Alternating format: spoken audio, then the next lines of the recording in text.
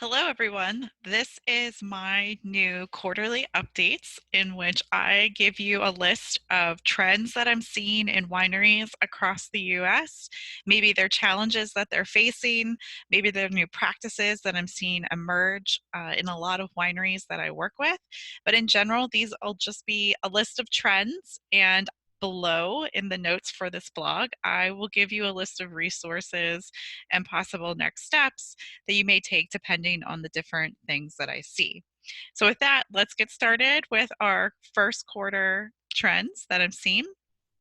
The first is I am noticing a higher incidence of hydrogen sulfide and reduction in wines that were produced from the 2019 vintage.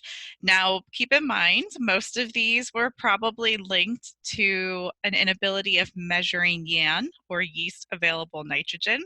So if you are in that boat, then make sure you check out some of my resources below, and they will give you pertinent information about measuring YAN, how to do it, and why it's important in minimizing the risk of hydrogen sulfide development.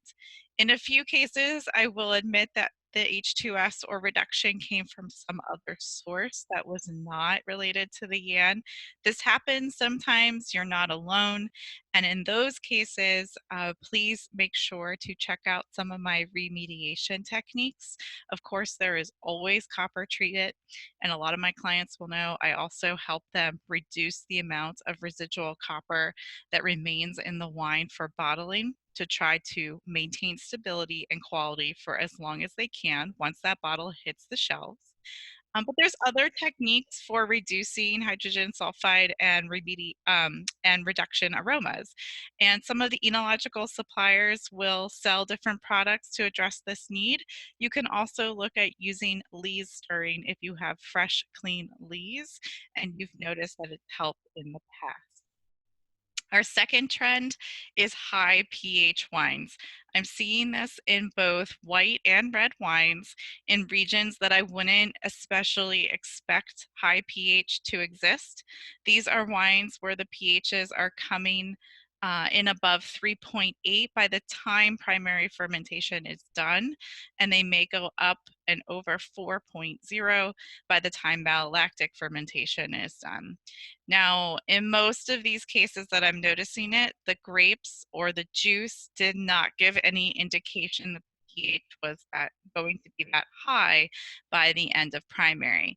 In this case, it's probable that these causes of high pHs are linked to high potassium retention in the fruit. Unfortunately, that's a viticultural issue to address, but I'm dealing with it on the winemaking side. And so instead, what I've provided you in the notes below is ways on how to identify if you are dealing with high potassium in your wine. And the first step is really getting your current wine tested to see what the potassium rate is, because that potassium concentration can buffer the pH and cause these inflated pH situations that make it very, very difficult to properly stabilize and maintain wine quality. And then the third issue that I'm seeing are post-blending stability issues. So where this is becoming a problem is when the wines go through cold stabilization and protein stabilization, and then later in production, before the wines are bottled, the winemaker may opt to do some blending. It's important to remember that when you blend wines, it can change the stability properties of those wines. Even if both wines were cold stable, let's say, blending them together can cause some acidity changes that may render them unstable, and therefore the wine could throw tartrates. So if you are blending after these stability processes, make sure that you're retesting the wine to ensure your stability properties are still stable. That's it. Those are the first quarter trends for 2020.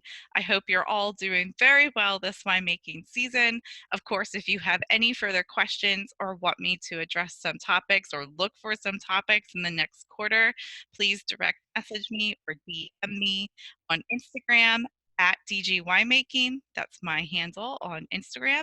Or you can email me at info@dgwinemaking.com. Until next quarter, I look forward to talking to you then.